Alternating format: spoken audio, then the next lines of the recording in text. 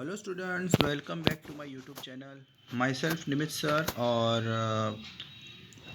ये हम chapter number 2 का पार्ट 2 आज स्टार्ट करेंगे। पार्ट 1 में आप लोगों के लिए अपलोड कर चुका हूँ, जिसमें हमने इंश्योरेंस के बारे में पढ़ा था। उसके बाद जो फर्स्ट प्रिंसिपल था, principle of utmost good faith, ये सेकेंड प्रिंसिपल है, प्रिंसिपल ऑफ इंडेमनिटी। जो मैं प्रिंसिपल ऑफ इंडेमनिटी है उसका ऑलरेडी मैं आपको प्रीवियस पार्ट में इसका इंट्रोडक्शन दे चुका हूँ, फिर भी मैं आपको ये डिटेल में पढ़ाऊँगा। प्रिंसिपल ऑफ इंडेमनिटी का मतलब होता है कि जो भी हम इंश्योरेंस कॉन्ट्रैक्ट करते हैं वो लॉस के लिए करते हैं। फ्यूचर में अगर हमारे साथ कोई लॉस होता है तो इंश्योरेंस कंपनी वाले हमें उसका पैसा देते हैं। मैंने आपको बताया था इंश्योरेंस कंपनी कभी भी प्रॉफिट कमाने के लिए नहीं किया जाता है, फ्यूचर में होने वाले रिस्क से बचने के लिए किया जाता है। तो this principle is use to decide how much insurance company will have to pay. तो यहाँ पे कंपनी डिसाइड करती है कि इंश्योरी मतलब जो क्लाइंट है उनको कितना पैसा देना चाहिए अगर उनको नुकसान होता है तो। क्योंकि जो इंश्योरेंस होता है वो प्रॉफिट के लिए तो कमाया नहीं जाता। मतलब इंश्योरेंस जो होता है वो तो हम प्रॉफिट के लिए तो नहीं करते हैं, फ्यूचर में होने वाले रिस्क से बचने के लिए करते हैं। ठीक है। तो अगर आपने 1 लाख का इंश्योरेंस करवाया है तो और आपको लॉस होता है तो आपको 1 लाख ही मिलेगा, आपको कोई एडिशनल अमाउंट तो नहीं मिलने वाला। जैसे for example, if a person take a insurance policy of 3 lakh, आपने 3 लाख का इंश्योरेंस करवाया पर आपकी गाड़ी की कीमत 5 लाख है। जैसे आपने अपना कार का इंश्योरेंस करवाया, गाड़ी का इंश्योरेंस करवाया कि भाई फ्यूचर में अगर गाड़ी का एक्सीडेंट होता है तो गाड़ी का पूरा पैसा कंपनी वाले देंगे, पर आपकी गाड़ी की कीमत 5 लाख है और आपको लॉस हुआ। आपको गाड़ी की कीमत आपकी 5 लाख है और आपने इंश्योरेंस करवाया 3 लाख का, तो कंपनी वाले आपको 5 लाख नहीं देंगे।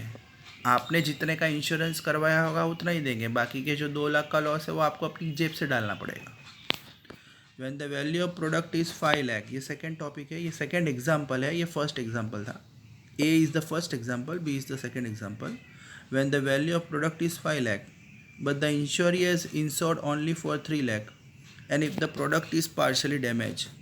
फॉर एग्ज़ाम्पल, आपका जो कार है वो 5 लाख का है, आपकी जो कार है वो 5 लाख की है, आपने इंश्योरेंस करवाया 3 लाख का, आपकी गाड़ी डैमेज हो गई पर पार्शियली डैमेज हुई है, मतलब 2 लाख का नुकसान हुआ है, तो कंपनी वाले आपको 2 लाख देंगे। स्टूडेंट्स ये रॉन्ग लिखा है, यहाँ पे 2 लाख आएगा, 2 लैक्स।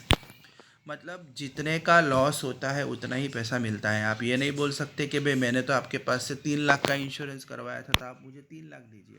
वो बोलेंगे भाई आपको जो लॉस हुआ है उतना ही पैसा आपको मिलेगा। आपने अगर 3 लाख की गाड़ी का इंश्योरेंस करवाया है तो लॉस होने में आपका लॉस हुआ 2 लाख का, तो लॉस का ही पैसा मिलता है। When the value of product is 5 lakh and if it is insured for the full amount of 5 lakh and in the event of complete damage insurance company will pay the 5 lakh। अब देखो आपने गाड़ी का insurance करवाया 5 लाख का, आपकी गाड़ी की कीमत भी 5 लाख की है और आपने गाड़ी का इंश्योरेंस भी 5 लाख का करवाया, पूरा लॉस हुआ, 5 लाख का पूरा लॉस हुआ तो फुल पेमेंट करेगी कंपनी। मतलब कंपनी ये बोलती है कि भाई आप इंश्योरेंस करवाओ, ठीक है, आपने जितने रुपए का इंश्योरेंस करवाया उतना ही अमाउंट हम आपको देंगे। ठीक है। Principle of insurable interest, the insuree must have financial interest in the product insures. अब आप अपने गाड़ी का इंश्योरेंस करवाओ, आप अपने घर का इंश्योरेंस करवाओ, किसी का भी करवाओ, उसमें आपका कुछ बेनिफिट होना चाहिए, आपका फाइनेंशियल इंटरेस्ट होना चाहिए। मतलब वो चीज़ आपके लिए कीमती होनी चाहिए और फ्यूचर में अगर लॉस होता है तो इंश्योरेंस कंपनी वाले आपके साथ खड़े रहते हैं, आपको जो भी लॉस होता है उसका पेमेंट करते हैं। The owner of the house has a financial interest in a house while the tenant, यहाँ पे टेनेंट के बारे में बताया गया है। टेनेंट का मतलब होता है जो रेंट पे रहता है। अब आप मुझे बताइए, घर का मालिक जो है वही अपने घर का इंश्योरेंस करवाएगा, उसके घर में जो रह रहा है रेंट पे, जैसे मैंने अपना घर आपको रेंट पे दे दिया तो घर किसका है, मेरा है, तो मुझे इंश्योरेंस करवाना पड़ेगा। रेंट में जो रह रहा है वो थोड़ी करवाएगा। तो मेरा फाइनेंशियल इंटरेस्ट है, मेरा पैसा इसमें लगा हुआ है घर में, तो अगर फ्यूचर में अगर आग लगती है तो मुझे पैसा मिलना चाहिए। जो टेनेंट है उसको को तो उसे तो कुछ लेना देना है ही नहीं। सो जो मालिक होता है उसे ही इंश्योरेंस करवाना है।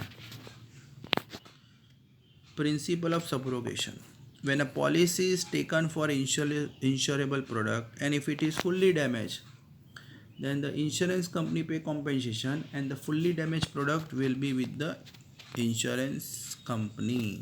यहाँ पे देखिए स्टूडेंट, प्रिंसिपल ऑफ सब्रोगेशन का मतलब क्या होता है कि यहाँ पे अगर आपने कोई भी चीज़ का इंश्योरेंस करवाया, जैसे आपने अपनी गाड़ी का पूरा इंश्योरेंस करवाया, आपकी गाड़ी 5 लाख की है और आपकी गाड़ी का एक्सीडेंट होता है और पूरा लॉस कंपनी आपको देगी। जैसे आपको लॉस हुआ 5 लाख का और आपने इंश्योरेंस करवाया 5 लाख का, आपका कंपनी आपने गाड़ी का इंश्योरेंस करवाया 5 लाख का और आपकी कार की कीमत भी 5 लाख है, तो कंपनी वाले पूरा पैसा आपको दे देंगे। पर फिर वो जो गाड़ी का जो स्क्रैप होगा, गाड़ी का जो भंगार होगा, वो आपका नहीं रहेगा, वो इंश्योरेंस कंपनी वाले अपने पास रखेंगे। क्योंकि वो क्या बोलते हैं, देखो हमने तो आपको पूरा पैसा दे दिया, तो आपकी जो चीज़ है, आप जो आपको लॉस हुआ है, जो गाड़ी वगैरह आपकी होगी, वो स्क्रैप जो भंगार होगा वो इंश्योरेंस कंपनी वाले अपने साथ ले जाएंगे। ओके स्टूडेंट्स, आई होप आपको समझ में आया होगा। और यहाँ पे हम टाइप्स ऑफ इंश्योरेंस के बारे में स्टडीज़ करेंगे नेक्स्ट टॉपिक में।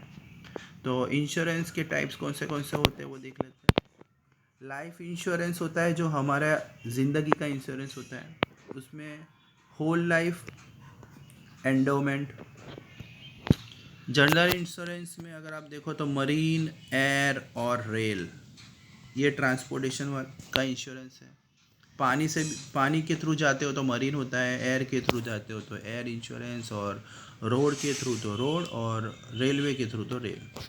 फिर फायर इंश्योरेंस होता है, और नॉर्मली दूसरे भी इंश्योरेंस होते हैं, जैसे insurance against loss, health insurance जो मेडिक्लेम बोलते हैं, इंश्योरेंस अगेंस्ट थेफ्ट, चोरी हो जाती है तो उसका भी इंश्योरेंस होता है, अपने एनिमल्स का भी इंश्योरेंस होता है, ग्रुप इंश्योरेंस होता है, स्पोर्ट्स में जो स्पोर्ट्स के इंश्योरेंस होते हैं, vehicle, third party, credit insurance, insurance loyalty against fraud, अगर कोई आपके साथ फ्रॉड करके जाता है तो उसका भी इंश्योरेंस होता है, एक्सीडेंट का इंश्योरेंस होता है, इंश्योरेंस अगेंस्ट नेचुरल कैलेमिटीज़, अगर फ्लड आता है, भूकंप आता है तो उससे जो नुकसान होता है उसका इंश्योरेंस होता है, एम्प्लॉय कंपेंसेशन इंश्योरेंस, आपके वर्कर्स का भी इंश्योरेंस होता है। मतलब बहुत सारे इंश्योरेंस होते हैं और ये सारी चीज़ें हम डीप में पढ़ेंगे एक एक करके नेक्स्ट वीडियो में।